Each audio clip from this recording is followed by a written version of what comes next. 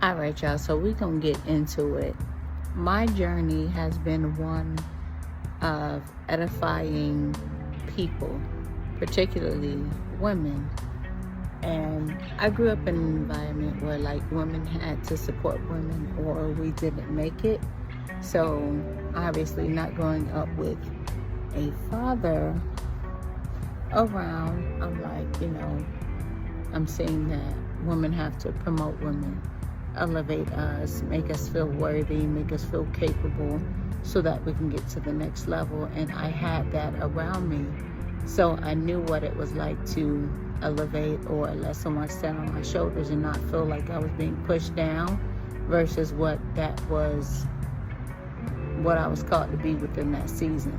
So in this season right now, when I see so many people who are, like climbing on the shoulders of others to be able to kick them in the face, it's just like a different vibe. Like, that's crazy. And I've had so many situations or instances that came about that made me not want to mentor another person, because I've never felt like you've got to be a mentor when you get to a place of like arrival. Like, I've got $500K in the bank account, I've got XYZ cars, and I own this much real estate and blah, blah, blah. Like, I've never felt like that. I felt like you can give of yourself and the lessons that you've learned across the board, whether somebody's 1 or 2 years younger than you. And with that being said, I experienced like a lot of heartache and hurt from that. Like, dang, like I was being sincere and genuine with you all the time, and you were trying to take me out. Like, what they do that at, Miss Girl? Like, I was loving on you. Like, I wanted you to succeed just because you're you. Not because I'm me, but just because you're you. And I think that even like with this platform, I always say, like, I may not be able to have certain influences on the world at large, but I can influence someone else who may have a huge influence on the next generation. But when this generation has crazy mindset that like I'm going to overtake the people, I'm going to take from the people who tried to help me, that doesn't settle well with me, because I understand like I'm meant to be a bridge. Like, you can cross over me and get to the next side, but don't cross me, right? Like, you can cross over, babe, and I'm going to be like your biggest advocate. Like, what do you need? How can I help? Like, you, your husband, your family, your children, like anything I can do, but don't cross me.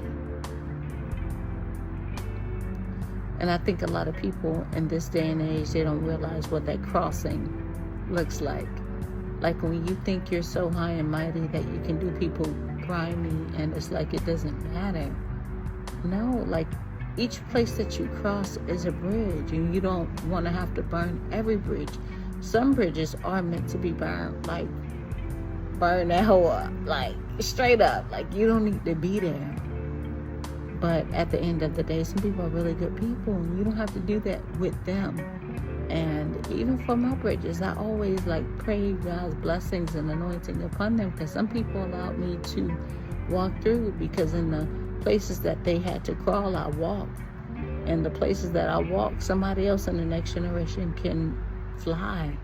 And I love that for them. Like, I love that for them. So, yeah. Black women particularly, be careful. Be very, very careful. Because the same people that you think you're not going to need, you may need later.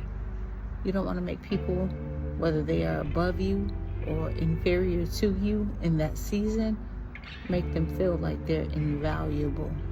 Because the people that are in front of you and the people that are behind you are equally as valuable. And I think that message isn't preached enough. And I just want to bring that to you. Love you much.